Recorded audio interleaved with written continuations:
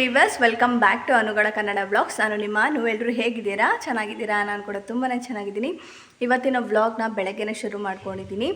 7 ಗಂಟೆ ಆಗಿದೆ. ಸೊ ಇವತ್ತಿನ ದಿನ ಹೇಗೆ ಹೋಗುತ್ತೆ ಎತ್ತಾ ಅಂತ ನಾನು ವಿಡಿಯೋನ ಕಂಟಿನ್ಯೂ ಮಾಡ್ತೀನಿ. ಇದಾಗಿರುತ್ತೆ ಒಂದು ಡೈಲಿ ವ್ಲಾಗ್ ಆಗಿರುತ್ತೆ ಇದು. ಇನ್ನು ಯಾರೆಲ್ಲ ಚಾನಲ್ನ ಸಬ್ಸ್ಕ್ರೈಬ್ ಮಾಡದೆ ವೀಡಿಯೋಸ್ನ ನೋಡ್ತಾ ಇದ್ರು, ಪ್ಲೀಸ್ ಸಬ್ಸ್ಕ್ರೈಬ್ ಮಾಡಿಕೊಂಡು ವೀಡಿಯೋಸ್ನ ನೋಡಿ. ಹಾಗೆ ಪಕ್ಕದಲ್ಲಿ ಕಾಣಿಸುವಂಥ ಬೆಲ್ ಬಟನ್ನ ಕ್ಲಿಕ್ ಮಾಡಿ ವಿಡಿಯೋ ಕೊನೆಯವರೆಗೂ ನೋಡಿ. ನಿಮ್ಮ ಅನಿಸಿಕೆಗಳನ್ನ ನನಗೆ ಕಮೆಂಟ್ ಸೆಕ್ಷನಲ್ಲಿ ಕಮೆಂಟ್ ಮಾಡಿ ಅಂತ ಹೇಳ್ತಾ ವಿಡಿಯೋ ಕಂಟಿನ್ಯೂ ಮಾಡ್ತೀನಿ. ಬನ್ನಿ. ಹಾಗೆ ಮಾಡ್ತಾ ಇದ್ದೆ, ಪ್ರವೀಣ್ ಅವರೆಲ್ಲೋ ಈಚೆ ಹೋಗಬೇಕು ಅಂತ ಹೇಳಿದ್ರು. ಹಾಗಾಗಿ ಸ್ವಲ್ಪ ಕ್ವಿಕ್ಕಾಗಿ ಅಲಸಂಡೆ ಕಾಳು ಹಾಕಿ ಬಸ್ಸಾರು ಮಾಡ್ಕೊತಾ ಇದ್ದೀನಿ. ಮಧ್ಯಾಹ್ನಕ್ಕೂ ಆಗೋ ಥರ ನನಗೆ ಕೆಲಸಗಳಿತ್ತು, ಹಾಗಾಗಿ ಎಡಿಟಿಂಗ್ ಎಲ್ಲ ಕೆಲಸ ಇದೆ, ಇನ್ನೂ ಮಾಡಿಲ್ಲ. ವೀಡಿಯೋಸ್ ಆಗಿದೆ ಆದರೆ ಮಾಡಿಲ್ಲ. ಹಾಗಾಗಿ ಮಧ್ಯಾಹ್ನಕ್ಕೂ ಸೇರಿಸಿ ಮಾಡಿಬಿಡೋಣ ಅಂತೇಳಿ ಬಸ್ಸಾರು ಮಾಡ್ತಾಯಿದ್ದೀನಿ. ರೈಸ್ಗೆ ಇಟ್ಟಿದ್ದೀನಿ, ಹಾಗೆ ಕಾಳು ಬೇಯಿಸೋಕ್ಕೆ ಕೂಡ ಇಟ್ಟಿದ್ದೀನಿ. ಇವಾಗ ಮಸಾಲೆ ರುಬ್ಬೋದಕ್ಕೆ ಅಂತ ಹೇಳ್ಬಿಟ್ಟು ರೆಡಿ ಮಾಡಿಕೊಂಡ್ರೆ ಆಗುತ್ತೆ ಅಷ್ಟೇ.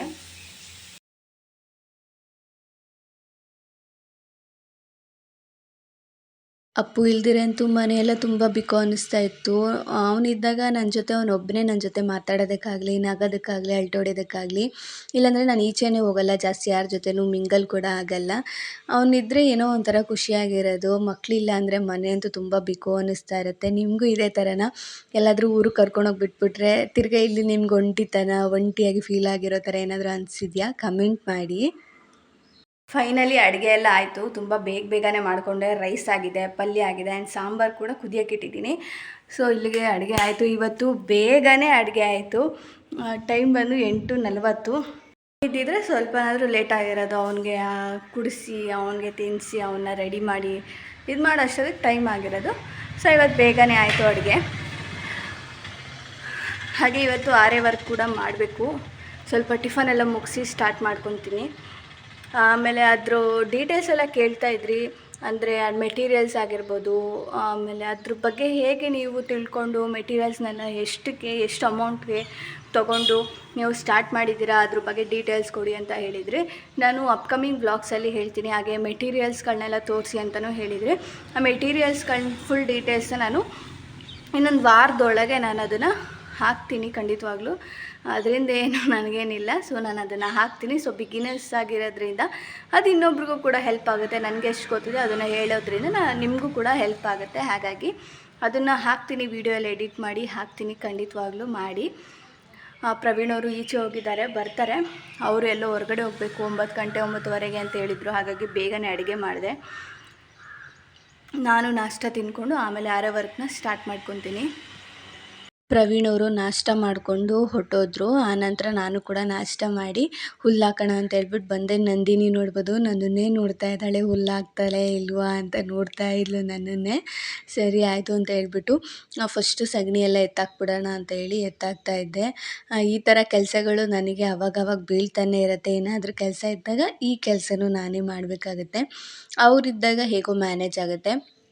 ಇವಾಗ ಏನಂದರೆ ನಮ್ಮದು ಚಿಕನ್ ಶಾಪ್ ಓಪನ್ ಆಗಿರೋದ್ರಿಂದ ಅವ್ರು ಅಲ್ಲಿ ಇರಬೇಕು. ಈ ಕೆಲಸಗಳೆಲ್ಲ ನೋಡ್ಕೊಳ್ಳೋದಕ್ಕೂ ಆಗಲ್ಲ. ಹಾಗಾಗಿ ಬೆಳಗ್ಗೆ ಹೊತ್ತು ಅವರು ಏನು ಮಾಡಬೇಕು ಹಾಲೆಲ್ಲ ಕರೆದು ಎಲ್ಲ ಹಾಕ್ಬಿಟ್ಟು ಆನಂತರ ನಾನು ನೋಡ್ಕೊತೀನಿ. ಈ ಥರ ಅವರೆಲ್ಲಾದರೂ ಹೊರಗಡೆ ಹೋದಾಗ ಈ ಥರದ್ದೆಲ್ಲ ನಾನು ನೋಡ್ಕೊತೀನಿ. ಇಲ್ಲಾಂದರೆ ಏನು ಜಾಸ್ತಿ ಅವರು ನೀನು ಮಾಡು, ನೀನು ನೋಡು ಅಂತಲೂ ಹೇಳಲ್ಲ. ನೀನು ಏನು ಮಾಡಬೇಕೋ ಅದನ್ನು ಮಾಡ್ಕೋ, ಇದ್ರ ಬಗ್ಗೆ ಎಲ್ಲ ತಲೆ ಕೆಡಿಸ್ಕೊಬೇಡ ಅಂತಲೇ ಹೇಳ್ತಾರೆ. ಆದರೂ ಮೂಕ ಪ್ರಾಣಿಗಳಲ್ವಾ, ನಾವು ನೋಡ್ಕೊಳ್ಳೇಬೇಕು. ಅದರಲ್ಲೂ ಹಸುಗಳ್ನ ನಾವು ಮನೇಲಿ ಕಟ್ಟಾಕಿದ್ದೀವಿ ಅಂದಾಗ ಅವಕ್ಕುಗಳು ಕೂಡ ನಾವೆಷ್ಟು ನೀಟಾಗಿ ಶುಚಿಯಾಗಿರ್ತೀವೋ ಅವನ್ನ ಹಂಗೆ ನೋಡ್ಕೊಬೇಕಾಗತ್ತೆ. ಈ ಥರ ಅವಾಗವಾಗ ನಾವು ಸಗಣಿ ಎತ್ತಾಕ್ತಾ ಇದ್ದರೆ ಏನೂ ಪ್ರಾಬ್ಲಮ್ ಆಗೋಲ್ಲ. ಅವಕ್ಕೆ ಬಾವಾಗೋದು ಈ ಥರ ಏನೂ ಆಗಲ್ಲ. ಅಲ್ಲೇ ಸಗಣಿ ಇದ್ದರೆ ಅದ್ರ ಮೇಲೆ ಮಲ್ಕೊಂಡ್ಬಿಡ್ತವೆ. ಆವಾಗ ಕೆಲವು ಸತಿ ಬಾವಾಗೋದು, ಗಾಯ ಆಗೋದು, ನೊಣಗಳು ಜಾಸ್ತಿ ಬರೋದು ಈ ಥರ ಎಲ್ಲ ಆಗ್ತಾ ಇರುತ್ತೆ. ಹಾಗಾಗಿ ಅವಾಗವಾಗ ಹೋಗಿ ಅದನ್ನೆಲ್ಲ ನೋಡಿಕೊಂಡು ಮಾಡಿಕೊಂಡು ಬರ್ತಾ ಇರಬೇಕು. ಹಾಗೆ ನಾನಿಲ್ಲಿ ಅವರು ಮೇವನ್ನೆಲ್ಲ ಬೆಳಗ್ಗೆನೇ ಕತ್ತರಿಸ್ಕೊಂಬಂದಿದ್ರು, ಅಲ್ಲಿ ಹಾಕಿದ್ರು. ಹಾಗಾಗಿ ನಾನು ಇವಾಗ ಅದನ್ನೇ ಎತ್ತಿ ಹಾಕ್ತಾಯಿದ್ದೆ. ನಾವು 2 ಅವರ್ಗೆ ಒಂದು ಸತಿ ಹಾಕ್ತಾಯಿದ್ವಿ. ಇವಾಗ ನೋಡ್ಬೋದು ನಿಮಗೆ ಬೇಸಿಗೆಗಾಲ ಆಗಿರೋದ್ರಿಂದ ತುಂಬಾ ನಮಗೆ ಕುಡಿಬೇಕು, ತಿನ್ನಬೇಕು ಅಂತ ಅನ್ನಿಸ್ತಾ ಇರುತ್ತೆ. ನೀರು ಜಾಸ್ತಿ ಕುಡಿಬೇಕು ಅನಿಸ್ತಾ ಇರುತ್ತೆ. ಇನ್ನಪ್ಪ ಮೂಕ ಪ್ರಾಣಿಗಳು ಅವು ಯಾರ ಹತ್ರನೂ ಕೇಳಲ್ಲ ಅಲ್ವಾ. ನಾವೇ ಅರ್ಥ ಮಾಡ್ಕೊಂಡು ತೊಗೊಂಡೋಗಿ ನೀರು ಇಡೋದು, ಈ ಥರ ಮೇವು ಹಾಕೋದು ಎಲ್ಲ ಮಾಡ್ತಾ ಇರಬೇಕು. ಈ ಥರ ಎಲ್ಲ ಹಸು ಕಟ್ಟಿದ್ಮೇಲೆ ಯಾರಾದರೂ ಒಬ್ಬರು ನೋಡ್ಕೊತಾ ಇದ್ರೇ ಅವುಗಳಿಗೂ ಕೂಡ ಇದಾಗೋದು. ಹೊಟ್ಟೆನೂ ತುಂಬೋದು. ಹಾಗಾಗಿ 2 ಹಸು ಇರೋದ್ರಿಂದ ಆರಾಮಾಗಿ ನೋಡ್ಕೊಬೋದು. ಏನು ಜಾಸ್ತಿ ಟೆನ್ಷನ್ ಏನಿಲ್ಲ. ಅವುಗಳಿಗೂ ಕೂಡ ಒಂದು ಸತಿ ಮೇವು ಹಾಕಿ 2 ಸತಿ ಮೇವು ಹಾಕ್ಬಿಟ್ಟು ಬಂದೆ. ನನಗೆ ಆರೆ ವರ್ಕ್ ನಾನು ಕಲಿಬೇಕಾಗಿತ್ತಲ್ಲ, ಅದಕ್ಕೋಸ್ಕರ ಅವುಗಳಿಗೆಲ್ಲ ಫಸ್ಟು ಮೇವು ಹಾಕ್ಬಿಟ್ಟು ಆನಂತರ ಬಂದು ಆರೆ ವರ್ಕ್ನ ಸ್ಟಾರ್ಟ್ ಮಾಡಿಕೊಂಡೆ. ನಾನು 3-4 ದಿವಸದಿಂದ ಟ್ರೈ ಮಾಡ್ತಾಯಿದ್ದೀನಿ ಕೂತ್ಕೊಂಡು ಕಲಿಯೋದಕ್ಕೆ. ಆದರೆ ನನಗೆ ಬೇರೆ ಬೇರೆ ಕೆಲಸಗಳಿಂದ ಇದನ್ನು ಕೂತ್ಕೊಂಡು ಅಭ್ಯಾಸ ಮಾಡೋದಕ್ಕೆ ಆಗಿರಲಿಲ್ಲ. ಇವತ್ತು ಬಿಟ್ಬಿಟ್ರೆ ನನಗಿನ್ನೂ ಟೈಮ್ ಸಿಗಲ್ಲ.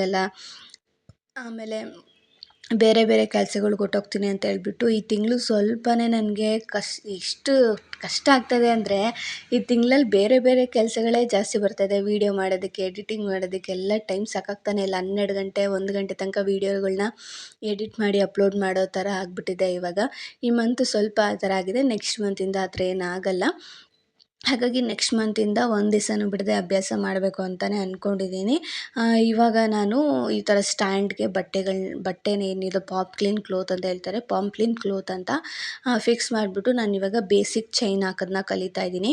ಬೇಸಿಕ್ ಚೈನು ನನಗೆ ಅಲ್ಲಿ ಅಲ್ಲಿ ನೋಡಬೇಕಾದ್ರೆ ಸ್ವಲ್ಪ ಈಸಿ ಅಂತಲೇ ಅನ್ನಿಸ್ತು. ಆದರೆ ನಾವು ಡೈರೆಕ್ಟಾಗಿ ನೀಡಲ್ನ ಹಿಡ್ಕೊಂಡು ತಿರುಗಿಸಿ ನಾವು ಮಾಡ್ತೀವಲ್ಲ, ಆವಾಗ ಸ್ವಲ್ಪ ಕೈ ನೋವು ಬರುತ್ತೆ, ಸ್ವಲ್ಪ ಪೇಯ್ನ್ ಅಂತ ಅನ್ನಿಸ್ತಾ ಇರುತ್ತೆ.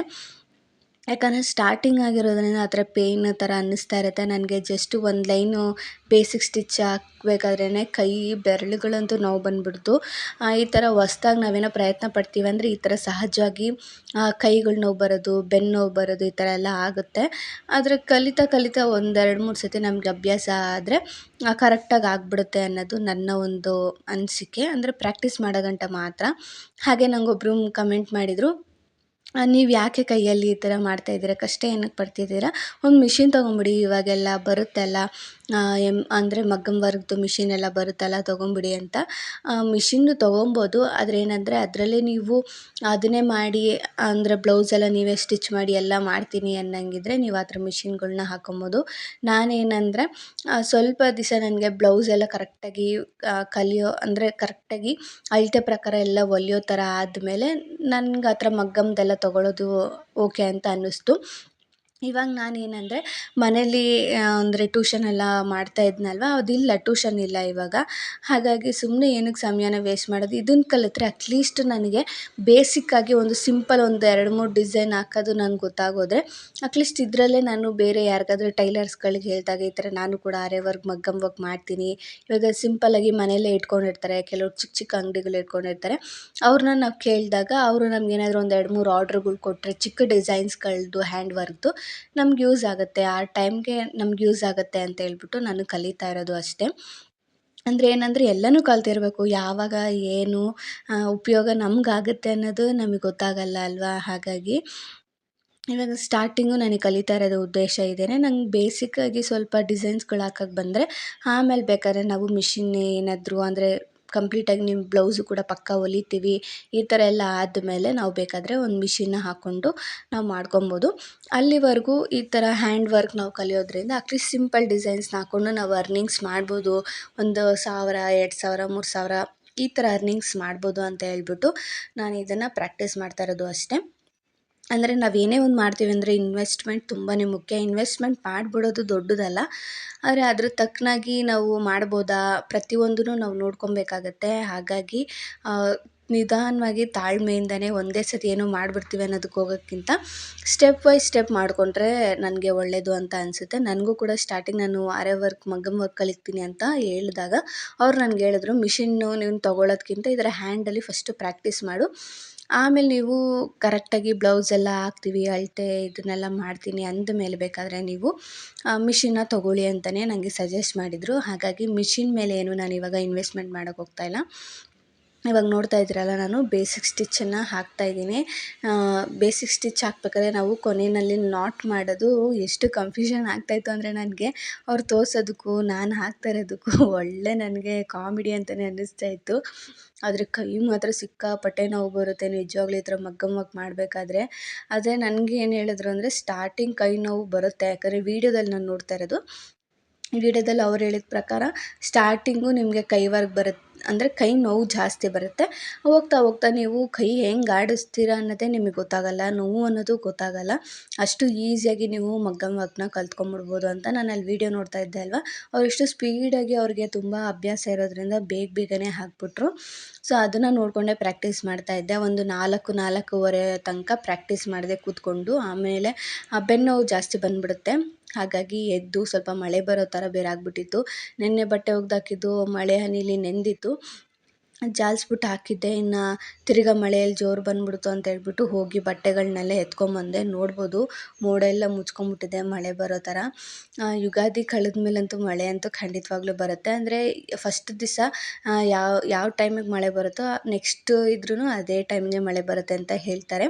ನಮ್ಮೂರಲ್ಲಿ ಫಸ್ಟ್ನೇ ದಿವಸ ಮಳೆ ಬಂದಾಗ 4:30-5 ಗಂಟೆ ಆಗಿತ್ತು. ಇವತ್ತು ಕೂಡ ಅದೇ ಥರನೇ ಬರ್ಬೋದು ಅಂತ ಹೇಳ್ಬಿಟ್ಟು ಮುಂಚೆನೇ ಹೋಗಿ 4:30 ಹಂಗೇ ಹೋಗಿ ಬಟ್ಟೆಗಳನ್ನೆಲ್ಲ ಎತ್ಕೊಂಬಂದು ಎಲ್ಲ ಮಡಚಿಡ್ತಾ ಇದ್ದೆ. ಕರೆಕ್ಟಾಗಿ 4:40ಕ್ಕೋ 4:50ಕ್ಕೋ ಕರೆಕ್ಟಾಗಿ ಮಳೆ ಬರೋಕ್ಕೆ ಶುರುವಾಯಿತು. ಆವಾಗಲೇ ಅಂದ್ಕೊಂಡೆ ನೋಡು ಫಸ್ಟ್ ಟೈಮ್ ಯಾವಾಗ ಮಳೆ ಬರುತ್ತೋ ಆ ಟೈಮ್ಗೆ ಮಳೆ ಬರೋದು ಅಂತ ಅಂದ್ಕೊಂಡೆ. ಫುಲ್ ಮೋಡ ಎಲ್ಲ ಮುಚ್ಕೊಂಡು ಆನಂತರ ಹನಿ ಹನಿ ಹನಿ ಹನಿ ಬೀಳ್ತಾನೆ ಜೋರು ಮಳೆ ಬಂತು. 2ನೇ ದಿವಸ ಇದು ನಮಗೆ ಮಳೆ ಬಂದಿದ್ದು ತುಂಬ ಚೆನ್ನಾಗಿ ಮಳೆ ಜೋರಾಗಿ ಬಂತು ಅಂತಲೇ ಹೇಳ್ಬೋದು. ಭೂಮಿ ಅಂತೂ ಮಣ್ಣಿನ ವಾಸನೆ ಎಷ್ಟು ಗಮ್ಮಂತ ಇತ್ತು ಅಂದರೆ ಈಚೆನೇ ಕೂತ್ಕೊಂಡಿದ್ದೆ ನಾನು. ನನಗೆ ಈ ಥರ ಮಳೆ ಬಿದ್ದಾಗ ಮಣ್ಣಿನ ವಾಸನೆ ಎಷ್ಟು ಚೆನ್ನಾಗಿ ವಾಸನೆ ಬರ್ತಾ ಇರುತ್ತೆ ಅಂದರೆ ಅದು ಎಂಜಾಯ್ ಮಾಡೋದೇ ಒಂಥರ ಇಷ್ಟ ನನಗೆ. ನಿಮಗೂ ಇಷ್ಟನಾ ಈ ಥರ ಮಳೆ ಬಿದ್ದಾಗ ಮಣ್ಣಿನ ವಾಸನೆ ಎಲ್ಲ? ನೀವು ಕೂಡ ಎಂಜಾಯ್ ಮಾಡ್ತೀರಾ ಅದನ್ನು ಹೇಳಿ. ಹಾಗೆ ಸಂಜೆ ಪಾತ್ರೆಗಳನ್ನೆಲ್ಲ ತೊಳೆದ್ಬಿಟ್ಟು ಹಾಲು ಎತ್ತಿಡಿ, ಮಳೆ ಬರ್ತಾಯಿದೆ ಅಲ್ವಾ ಕಾಫಿ ಮಾಡ್ತೀನಿ ಅಂತ ಹೇಳಿದ್ದೆ. ಅವ್ರು ಏನು ಮಾಡಿದ್ರು ಅಂದರೆ ಡೈರಿಗೆ ಹಾಕಬೇಕು ಅಂತ ಹೇಳ್ಬಿಟ್ಟು ಹೊಟ್ಟೋದ್ರು. ಆನಂತರ ನಾನು ತಿರ್ಗಾ ಹಾಲನ್ನ ನಂದಿನಿಯಲ್ಲೇ ಕರ್ಕೊಂಡು ಬಂದೆ. ನಾನು ಹಸುಲಿ ಹಾಲು ಕರೆಯೋದು ತುಂಬಾ ಸ್ವಲ್ಪ ಭಯ ಆಗ್ತಾಯಿತ್ತು. ಆದರೂ ಅವಳೇನೂ ಮಾಡಲಿಲ್ಲ ನಂದಿನಿ, ಆರಾಮಾಗಿ ಕರೆದೆ. ಹೋಗಿ ಅಂತ ಹೇಳಿದ್ದೆ, ಮರ್ತುಬಿಟ್ಟು ಹಂಗೆ ಹೋಗಿದ್ರು. ಸ್ವಲ್ಪ ಕಾಫಿ ಮಾಡೋಣ ಅಂತ, ಮಳೆ ಬರ್ತಾಯಿದ್ದಲ್ಲ ಸಕ್ಕ ತಲೆನೋವ್ತಾ ಇತ್ತು. ಪಾತ್ರೆ ಎಲ್ಲ ತೊಳೆದೆ. ಇವಾಗ ಸ್ವಲ್ಪ ಮುಖ ಎಲ್ಲ ವಾಶ್ ಮಾಡಿಕೊಂಡು ಕಾಫಿ ಮಾಡ್ಕೊಳ್ಳೋಣ ಅಂತ.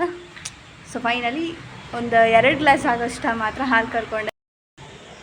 ಸೊ ಸಾಕಾಗುತ್ತೆ ನಮ್ಮಿಬ್ಬರಿಗೆ 2 ಗ್ಲಾಸು. ಸ್ವಲ್ಪ ನೀರು ಹಾಕಿದ್ರೆ ಸಾಕಾಗುತ್ತೆ. ಹಾಗಾಗಿ ಅದಿಯಲ್ಲ ಕರಿಬೋದು, ಆರಾಮಾಗಿ ಕರಿಬೋದು. ಆದರೆ ಮಿಷಿನ್ ಹಾಕ್ತಾ ಇದ್ವಲ್ಲ, ಇವಾಗ ಮಿಷಿನೇನು ಹಾಕಲ್ಲ, ಕೈಯಲ್ಲೇ ಕರಿತೀವಿ. ಹಾಗೆ ಹಸುಗಳು ಜಾಸ್ತಿ ಇಲ್ಲ ಮಾರಿಬಿಟ್ರ ಅಂತ ಕೇಳ್ತಾಯಿದ್ರಿ. ಹಸುಗಳು ಸದ್ಯಕ್ಕಿಲ್ಲ, ಇದೆರಡು ಮಾತ್ರ ಇಟ್ಕೊಂಡಿದ್ದೀವಿ, ಹಾಲಿಗೆ ಮತ್ತು ಡೈರಿಗೆ. ಇನ್ನು ಮುಂದಿನ ತಿಂಗಳಿಂದ ಹೊಸ್ದಾಗಿ ತಂದು ಹಾಕೋಣ ಅಂತ ಅಂದ್ಕೊಂಡಿದ್ದೀವಿ. ಈ ತಿಂಗಳು ಸ್ವಲ್ಪ ಅವ್ರಿಗೂ ಬೇರೆ ಬೇರೆ ಕೆಲಸಗಳಿದೆ, ನನಗೂ ಬೇರೆ ಕೆಲಸ ಇದೆ. ಈ ತಿಂಗಳು ಸ್ವಲ್ಪ ಆಗಲ್ಲ ಅಂತ ಹೇಳ್ಬಿಟ್ಟು ಇತ್ತು, ಅದನ್ನು ಕೊಟ್ಬಿಟ್ರು. ಹಾಗಾಗಿ ಮುಂದಿನ ತಿಂಗಳು ಹೊಸ ಅದನ್ನು ಹೋಗಿ ಹಾಲಿಂದು ತಂದು ಮುಂದಿನ ತಿಂಗಳು ಸ್ವಲ್ಪ ಪ್ಲ್ಯಾನ್ಗಳಿದ್ದಾವೆ ಹಸು ಸಾಕೋದ್ರ ಬಗ್ಗೆನೇ. ನೋಡಬೇಕು, ನಾನು ಅಪ್ಡೇಟ್ ಕೊಡ್ತೀನಿ ಖಂಡಿತವಾಗ್ಲೂ. ಹಸುಗಳು ಸಾಕೋದು ಮಾತ್ರ ಬಿಡಲ್ಲ, ನಮ್ಮ ಮನೇಲಿ ಯಾವಾಗಲೂ ಹಸುಗಳು ಇರುತ್ತೆ. ಬೆಳಗಿಂದ ಸ್ವಲ್ಪ ಬಿಸಿಲಿತ್ತು, ಮಧ್ಯಾಹ್ನದಿಂದ ಸ್ವಲ್ಪ ತಣ್ಣಗಾಗೋಗಿತ್ತಲ್ಲ. ಇವಾಗ ನೋಡಬೇಕು ಸಖತ್ತು ಒಂಥರ ತಣ್ಣಗಿದೆ ಏರಿಯಾ ಪೂರ್ತಿ. ಹಾಗಾಗಿ ಸ್ವಲ್ಪ ಕಾಫಿ ಮಾಡಿ ಬಜ್ಜಿ ಮಾಡೋಣ ಅಂತ ಅಂದ್ಕೊಂಡಿದ್ದೀನಿ. ಚೆನ್ನಾಗಿರುತ್ತೆ ವೆದರ್ಗೆ. ಫಸ್ಟ್ನೇ ಮಳೆ. ಸೊ ನೆನ್ನೆನೂ ಬಂದಿತ್ತು ಇಲ್ಲಿ, ಆದರೆ ಅಷ್ಟು ಜೋರಾಗಿ ಬರಲಿಲ್ಲ, ಹನಿಯೇ ಬಿದ್ದು ಹಂಗೆ ಹೊರಟೋಯ್ತು. ಸೊ ಇವತ್ತು ಚೆನ್ನಾಗಿ ಬರ್ತಾಯಿದೆ ಮಳೆ. ಹಾಗಾಗಿ ಬನ್ನಿ ವಿಡಿಯೋ ಕಂಟಿನ್ಯೂ ಮಾಡ್ತೀನಿ. ಹೊಲದಲ್ಲಿ ಮೂಲಂಗಿ ಬಿಟ್ಟಿತ್ತು ಅಂತ ಹೇಳ್ಬಿಟ್ಟು ಈ ಥರ ಚಿಕ್ಕ ಮೂಲಂಗಿ ಸಿಕ್ತು ಅಂತ ಹೇಳ್ಬಿಟ್ಟು ತೊಗೊಂಬಂದಿದ್ರು ನಾಳೆ ಸಾಂಬಾರಿಗೆ ಅಂತ ಹೇಳ್ಬಿಟ್ಟು. ಅದನ್ನು ಮಣ್ಣಿತ್ತಲ್ವ ವಾಶ್ ಮಾಡಿ ತಿಕ್ಕೋಣ ಅಂತ ಹೇಳ್ಬಿಟ್ಟು ಅಲ್ಲೇ ಇಟ್ಟೆ. ಹಾಗೆ ಇಲ್ಲಿ ನಾನು ಬಜ್ಜಿಗೆ ರೆಡಿ ಮಾಡ್ತಾಯಿದ್ದೆ. ನಾವು ಜಾಸ್ತಿ ಈಚೆಗಡೆ ಜಂಕ್ ಈ ಥರದ್ದೆಲ್ಲ ತಿನ್ನಲ್ಲ. ಬಜ್ಜಿ, ಬೋಂಡ, ಗೋಬಿ ಮಂಚೂರಿ ಈ ಥರದ್ದೆಲ್ಲ ಜಾಸ್ತಿ ಹೊರಗಡೆ ತಿನ್ನಲ್ಲ. ನನಗೇನೆಂದರೆ ಮನೆ ಒಳಗಡೆನೇ ಮಾಡಿ ತಿನ್ನೋ ಅಭ್ಯಾಸ. ಅಕ್ಕನ ಮನೆಗೆಲ್ಲಾದರೂ ಹೋದರೆ ಮಾತ್ರ ಅಲ್ಲಿ ತಿಂತೀವಿ. ಇಲ್ಲೆಲ್ಲೂ ಅಷ್ಟು ಸರೌಂಡಿಂಗಲ್ಲಿ ನಾವು ತಿನ್ನೋದಕ್ಕೆ ಇಷ್ಟಪಡಲ್ಲ. ಯಾಕಂದರೆ ನಾವು ತಿನ್ನೋಕೆ ಹೋದರೆ ಅಪ್ಪನೂ ಕೇಳ್ತಾನೆ, ಹಾಗಾಗಿ ತಿನ್ನಲ್ಲ ಅಷ್ಟೇ. ಇವತ್ತು ಅಪ್ಪು ಕೂಡ ಇರಲಿಲ್ಲ, ಮಳೆ ಬೇರೆ ಬರ್ತಾಯಿತ್ತು. ಅವ್ನಿಗೆ ಇದೆಲ್ಲ ಅಷ್ಟೊಂದೇನು ಇಷ್ಟ ಆಗಲ್ಲ, ಜಸ್ಟ್ ಒಂದು 2-3 ಸತಿ ತಿಂತಾನೆ ಅಷ್ಟೇ. ನಾನು ಕೂಡ ಕಾಫಿ ಜೊತೆಗೆ ಬಿಸಿ ಬಿಸಿ ಬಜ್ಜಿ ಮಾಡಿಕೊಂಡು ಈ ಥರ ನಮ್ಮ ಈವ್ನಿಂಗ್ನ ನಾನು ಸ್ಪೆಂಡ್ ಮಾಡಿದೆ.